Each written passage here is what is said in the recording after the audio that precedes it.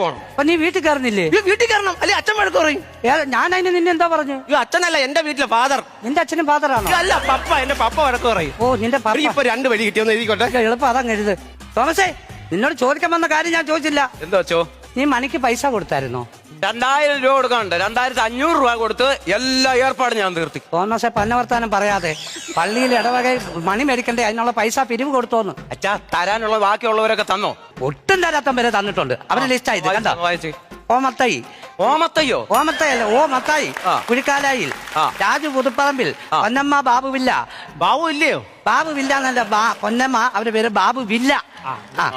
Joseph ഓന്ത് നിൽക്കുന്നതിൽ റെജി ഗുഡായിപ്പ് പറമ്പിൽ. എന്റെ ഗുഡായിപ്പ് പറമ്പിൽ കുഴിപ്പറമ്പിൽ നെജി. ആ പേന ഇങ്ങോട്ട് എന്താന്ന് കുഴിപ്പറമ്പിൽ. ആ റെജിക്ക് അച്ഛനോ കപ്പ്യാനോ ഒന്നുമില്ല, വെച്ച് വിളക്കും അവൻ. ദൈവമേ. സജി കുഴിക്കരയിൽ പപ്പടം ജോണി കണ്ടോ? അത്രയും പേര് പൈസ തന്നാ. അതുകൊണ്ട് മര്യാദക്ക് എന്റെ പൈസ ഇവിടെ കൊടുത്തരണം. ഇല്ല